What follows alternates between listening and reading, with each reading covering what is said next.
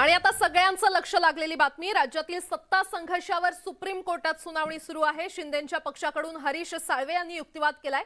यावेळी सरकार कोसळण्यासाठी उद्धव ठाकरे जबाबदार होते आणि ठाकरेंच्या राजीनाम्यानंतरच शिंदे मुख्यमंत्री झालेत, असा युक्तिवाद हरीश साळवे यांनी केलाय। त्यानंतर ठाकरेंच्या पक्षाचे वकील कपिल सिब्बल यांनी युक्तिवाद केला।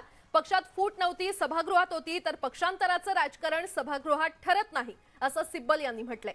त्यानंतर पुन्हा एकदा शिंदेंच्या पक्षाचे वकील नीरज कोल यांनी युक्तिवाद केलाय। बहुसंख्य आमदारांची उद्धव ठाकरेंवर नाराजी होती आणि त्या आमदारांचा उद्धव ठाकरेंवर विश्वास नव्हता, असं कौल यांनी आपल्या युक्तिवादात म्हटलेलं आहे। तर 8 जूनला राज्यपालांकडून बहुमत चाचणीसाठी विचारणा झाली आणि चाचणीसाठी विचारणा करताच सुनील प्रभूंकडून याचिका दाखल केली गेली। त्यापूर्वीच 21 जूनला प्रभूंना शिवसेना प्रतोद पदावरून हटवलं आणि पदावरून हटवल्यानंतरही बैठकीसाठी व्हीप बजावला, असा युक्तिवाद कौल यांनी केलाय। ठाकरेंच्या पक्षानं नव्या अध्यक्षांवर देखील आक्षेप घेतलाय। हे लोकशाहीसाठी घातक आहे, असंही कौल यांनी आपल्या युक्तिवादात म्हटलंय। तर राज्यातील सत्ता संघर्षावर सुप्रीम कोर्टात सध्या सुनावणी आहे। सुनावणीचा आजचा दुसरा दिवस। शिंदेंच्या पक्षाकडून हरीश साळवे यांनी युक्तिवाद सुरू केलेला आहे। यावेळी सरकार कोसळण्यासाठी उद्धव ठाकरे जबाबदार होते। ठाकरेंच्या राजीनाम्यानंतरच एकनाथ शिंदे हे मुख्यमंत्री झाले, असा युक्तिवाद हरीश साळवे यांनी केलेला आहे। तर त्यानंतर ठाकरेंच्या पक्षाचे वकील कपिल सिब्बल यांनी देखील युक्तिवाद केला। एकंदरीतच वाद प्रतिवाद सुरू आहेत। जोरदार युक्तिवाद दोन्ही पक्षांकडून सुरू आहे। पक्षात फूट नव्हती, सभागृहात होती, तर पक्षांतराचं राजकारण सभागृहात ठरत नाही, असं सिब्बल यांनी म्हटलंय। आणि या संदर्भात अधिक माहिती देत आहेत आमचे प्रतिनिधी प्रशांत लीला रामदास आपल्यासोबत जोडले गेलेले आहेत। प्रशांत, जोरदार युक्तिवाद दोन्ही पक्षांकडून सुरू आहे, काय सांगता येईल, काय सविस्तर अपडेट?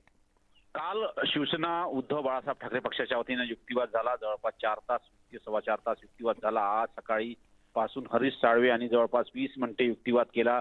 त्यानंतर आता जर बघितलं आपण तर आता नीरज किशोर कोल यांचा युक्तिवाद सुरू होता। सध्या आता सुप्रीम कोर्टाने लंच ब्रेक घेतलेला आहे आणि लवकरच या संदर्भात पुन्हा एकदा कोर्ट रिझ्यूम होईल। 2 वाजता पुन्हा एकदा कामकाजाला सुरू होईल, तेव्हा पुन्हा एकदा बाळासाहेबांची शिवसेना या पक्षाच्या वतीने युक्तिवाद सुरू करण्यात येईल। पण आतापर्यंत जो नीरज किशोर कोल यांनी युक्तिवाद केला आहे, हा युक्तिवाद अत्यंत महत्त्वाचा आहे। त्यांचं म्हणणं आहे की नवाब रेबिया आणि या प्रकरणाचा काही संबंध नाही आहे आणि उद्धव ठाकरे यांचा गट जो आहे अल्पमतात आहे, त्यांच्याकडे आमदारांचं बहुमत नाही, त्यामुळे ठाकरे गट गटनेता नियुक्त करू शकत नाही आहे आणि नवाब रेबिया केसमध्ये तथ्यांचा आधार घेऊन या संदर्भातला निर्णय घेऊ शकत नाही। नवाब रेबिया केस जो आहे त्याचा विचार करण्याची गरज आहे।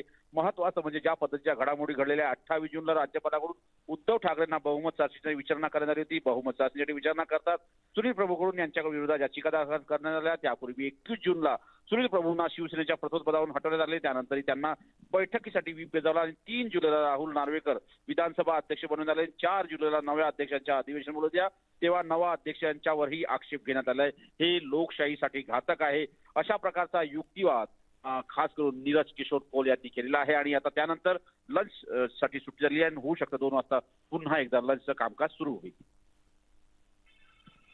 बरं स्टुडिओ प्रशांत, अपडेट घेत राहू। तुर्तास धन्यवाद या सविस्तर माहितीसाठी।